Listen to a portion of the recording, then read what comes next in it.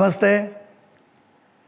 श्री गीता अमृत इस कार्यक्रम में आज हम श्रीमद् भगवद गीता का पहला श्लोक शुरू करने जा रहे हैं। ओम श्री परमात्मने नमः।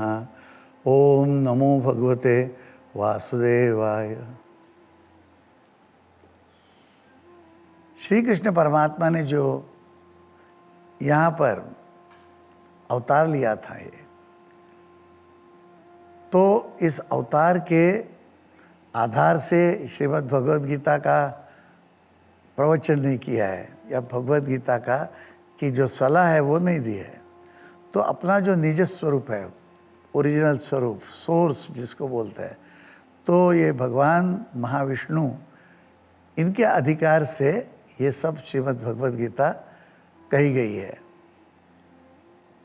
एक बात और है, इसलिए क्या हो जाता है कि श्री कृष्ण जो है वो इस पृथ्वी पर जब रहे तो रिश्तेदार थे, तो रिश्ते बीच में नहीं आते। जो सीधा सीधा सीधा भगवान की जो इच्छा और वहाँ पर महाविष्णु ने जो परम शांति के लिए रास्ता दिखाया होगा, उस रास्ते पर जाने के लिए जो मार्गदर्शन है वही रहा। इसके अंदर कोई ऐसे पार्शियलिटी जिसको बोलते हैं ना, हो नहीं सकती।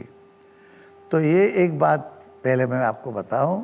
दूसरी बात ऐसी है कि ये श्रीमद् भगवद गीता है तो ये गाने की चीज़ है। क्यों?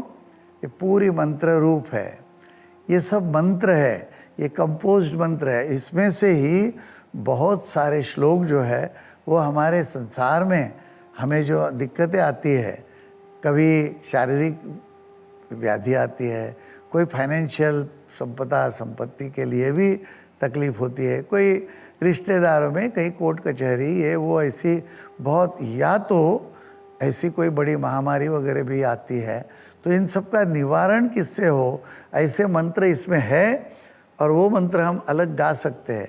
लेकिन जब पूरी श्रीमद् भगवद गीता ही रोज़ थोड़ी थोड़ी पढ़ेंगे तो इसके अंदर सब मंत्र आ ही जाएंगे।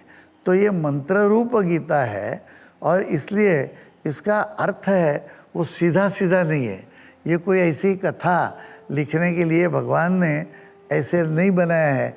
इसके अंदर शब्दों का प्रयोजन मंत्र रूप, मतलब उसकी जो फ्रीक्वेंसी है, उसका जो अर्थ है, उसका शरीर पर, ये हमारे पूरी व्यवस्था पर जो परिणाम होने वाला है उसको विचार में रखकर ये शब्द योजना की है। इसलिए शुरू में हम थोड़ा सा श्रीमद् भगवद गीता का जो श्लोक है उसके साथ साथ उसका अन्वय भी देखेंगे और बाद में चर्चा करेंगे, चिंतन करेंगे।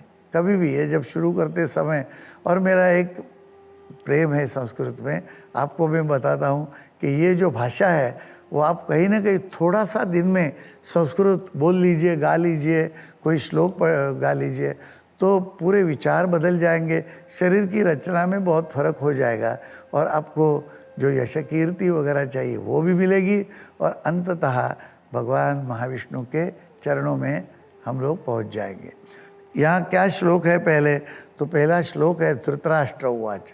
ये धृतराष्ट्र ने बोला है कि धर्म क्षेत्रे कुरुक्षेत्रे समवेतायुत्सवः मामकाः पांडवाश्चैव किम कुर्वत संजय। तो इस तरह से ये श्लोक उन्होंने कहा। अभी यहाँ पर उसका हम अन्वय कहेंगे तो संजय, हे संजय, धर्म क्षेत्रे, धर्म भूमि, कुरुक्षेत्र में समवेता, साथ मिलकर, एकत्रित होकर, युत्सवः, युद्ध की इच्छा वाले, मामकाः, मेरे, च मतलब और, एंड, एव मतलब है मामका एव, पांडवा, पंडु के पुत्रों ने, किम क्या, अकुर्वीत किया। हम लोग जो है वो आंखें देख पर भी देखते नहीं है, आंखें है, देखते हैं लेकिन देखते नहीं है। मतलब क्या कि हम जो सावधानता से देखना चाहिए वो नहीं देखते। हमें इसमें एक दूसरा भाव और साक्षी भाव, वो नहीं, उस भाव से नहीं देखते। और एक संकल्पना है, इसके अंदर कोई मतितार्थ दूसरा बता रहे हैं, वो नहीं समझ सकते। इसलिए क्या हो जाता है कि हमें सिर्फ एक कथा जैसा या एक इतना ही बोध होता है कि ये शब्दों का ये अर्थ है, इसका मतलब ऐसे ऐसे हुआ। आगे चलना चाहिए, शब्दों के परे कुछ चाहिए। जैसे भगवान श्रीमद् भगवद गीता में कहते हैं, ज्योतिषामपि तज्ज्योतिस्तमसः परमुच्यते। ये आँख से देखते हैं ना, वो नहीं, ये आँख को जो देखता है, वो पीछे जो आँख है, वो जो परम ज्योति है, इससे सब देखने की कोशिश करो तो ही काम आगे चलेगा। दो आँख है, एक आँख हमारी ये भौतिक है, वो भौतिक मतलब लक्ष्मी है, उसकी तरफ देखती है, और एक आँख हमारी जो है वो सरस्वती ज्ञान की आँख है, वो विवेक की आँख है, वो प्रज्ञा की आँख है, वो प्रज्ञा की आँख से देखते। दोनों आँखों से जब हम देख के चलेंगे तो कितना परमानंद होगा।